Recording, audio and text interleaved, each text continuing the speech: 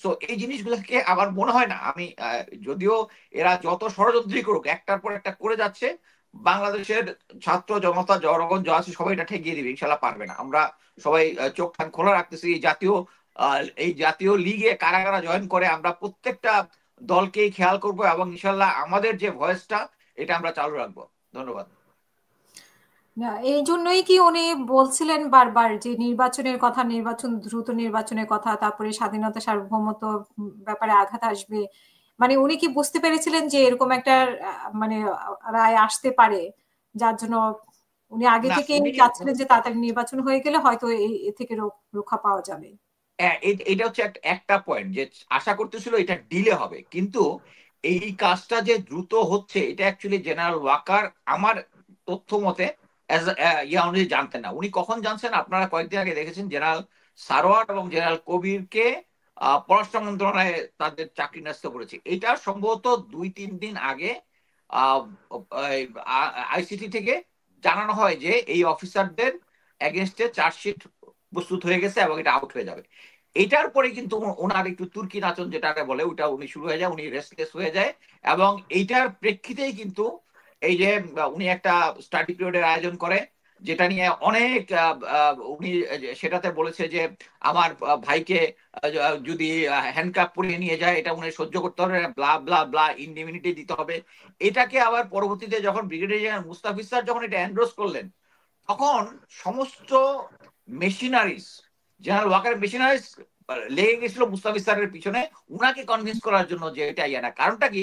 আমরা যে সমস্ত অ্যাক্টিভিজম বা এটার এগেনস্টে কথা বলে যাচ্ছি, তাকে কিন্তু এই সিনিয়র অফিসাররা যখন এটাকে এন্ডোর্স করে, ইট বিকাম হিউজ। এবং তাই হয়েছে। উনি ছিল হচ্ছে জেনারেল ওয়াকারের টার্ম কমান্ডার। তো উনি এটা যখন করলো তখন উনি আমাকে মেসেজ দিচ্ছে, মুস্তাফিজ এটা কি সত্য? আমি বললাম স্যার, সমস্ত লেভেলের সিনিয়র জুনিয়র অফিসারকে কথা বলে এবং আপনি অপেক্ষা করেন আইসিটির এটা আসতেছে, এটার জন্য উনি রেস্টলেস হয়েছেন। এটা কোনো এখন কিন্তু এটা এক্সপোজ হয়েছে এবং মুস্তাফিজ স্যার বুঝতে পারছে নিশ্চয়ই যে এখন এইটার কারণেই তাকে বোঝানো হচ্ছে। আমার কথা হচ্ছে আমরা যে ফাইটটা আগের থেকে শুরু করছি, এখানে যত বেশি লোকজন, আমি বলবো রিটায়ার্ড আর্মি অফিসারদের, যদিও তারা 5ই আগস্টের ইয়াতে অংশগ্রহণ করছে, তারপরেও সেনাবাহিনীর ভিতরে এখন একটা গ্রুপ আছে আমাদের মানে আমাকে ট্যাগ করার চেষ্টা করতেছে। আমি আমি আমার বাহিনীর এগেনস্টে কাজ করতেছি। আমি আমার বাহিনীর এগেনস্টে কাজ করতেছি না, আমি আমার বাহিনীকে ভালোবাসি দেখে এটাকে দায় মুক্তি চাচ্ছি।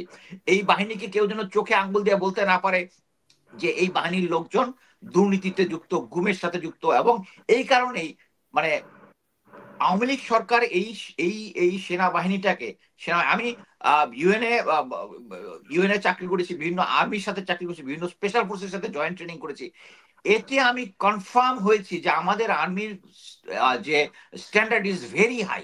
বাট এই হাই ইয়াটাকেই চেঞ্জ, এইটা নষ্ট করেছে হচ্ছে আওয়ামী লীগ সরকার থ্রো ইন্ডিয়াজ ইন্টারভেনশন। তারা তাদেরকে অ্যাডভাইস দিয়েছে। তারা আমাদের যে প্রমোশন সিস্টেম যেটা আছে এটার মধ্যে কোনো পলিটিক্যাল লোকজন যদি আগে ইনফ্লুয়েন্স করতো, ভেরি মাইনর, 1-2টা লুকায়া লুকায়া।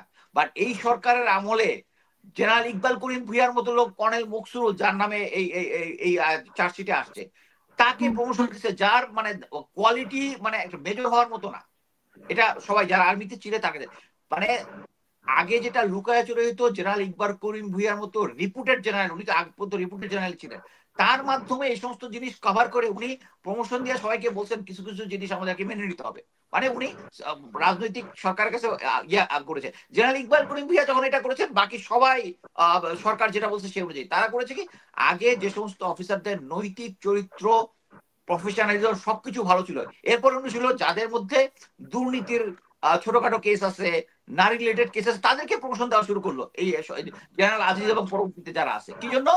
কারণ হচ্ছে তারা চায় যে আর্মিটা করাপ্টেড হোক, আর্মির যে নর্মাল সিস্টেমটা ইয়া হোক, এবং এটা সাকসেস হয়েছে। এবং এই সাকসেসের লাস্ট ইয়া হচ্ছে জেনারেল ওয়াকার। এখন বলতে পারেন জেনারেল ওয়াকারের তো খারাপ কোনো দোষ নাই, নারী গরিব, উই নেভার নো। বাট একটা জিনিস আমি জানি, সেটা হচ্ছে যখন তাকে দেওয়া হয়, তারা এই হিসাব করে দিয়েছিল যে শেখ হাসিনা এবং ভারতের সাথে কথা বলেই যে সামনে কোনো নির্বাচন নাই, নির্বাচন একটা হয়ে গেছে, 3 মাস শুধু ধরে রাখতে হবে। বাট তারা বুঝে নাই যে আমাদের বাঙালি ছাত্র জনতা এইভাবে তাদেরকে ইয়া করে দিবে। সো আমি মনে করি যে বর্তমানে বাংলাদেশ আর্মির যে সিচুয়েশন আছে, এটা যে শুদ্ধি অভিযান শুরু হয়েছে, এটা আস্তে আস্তে হয়ে যাবে। এবং জেনারেল ওয়াকারকে সরানোটা still it's a prime important. এখন যদি জেনারেল ওয়াকারকে চেঞ্জ করে যাকেই দিবে সেই বাংলাদেশ সেনাবাহিনীর যে আগের যে স্ট্যান্ডার্ড যেটা ছিল, প্রমোশনের যে স্ট্যান্ডার্ডটা ছিল, যারা এই ধরনের দুর্নীতি ও কিছুর সাথে জড়িত না, ইভেন যারা এই ধরনের দুর্নীতি প্লাস একজন অফিসার আছে 22 নং কোর্সের কর্নেল সিরাজ, সে জেনারেল ইকবাল করিম ভুইয়ার আগে সে করতো কি জেনারেল আজিজের পক্ষে বিডিআর এর সৈনিক রিক্রুট করে টাকা পয়সার ভাগ দিত, যেটা আমরা অল দ্য প্রাইম মিনিস্টার মেনে দেখেছি। ওই যে হারিসটা যে বলেছিল যে আমরাই তো লোক, আমরাই তো সবকিছু কন্ট্রোল করি এবং ওখান থেকে টাকা নেই, এইটা করতো। করার পরে তার যখন কোর্ট মার্শাল হইলো, তাকে সেনাবাহিনীতে অ্যাটাচ করা হচ্ছিল, জেনারেল একবার তাকে ছাড়লো না, জেনারেল আজিজ তাকে ছাড়লো না, পরবর্তীতে জেনারেল আজিজ সেনাপ্রধান হয়ে তাকে কর্নেল বানাইছে। তো এই যে সিস্টেমটা করাপ্ট করে দিছে ইয়াটা, এটা আমাদেরকে ঠিক লাইনে নিয়ে আসতে হবে। এবং ঠিক লাইনে নিয়ে আসার জন্য আমাদেরকে এই রেজিমটাকে, এই আর্মির যে রেজিমটা আছে এটাকে চেঞ্জ করতে হবে। ধন্যবাদ।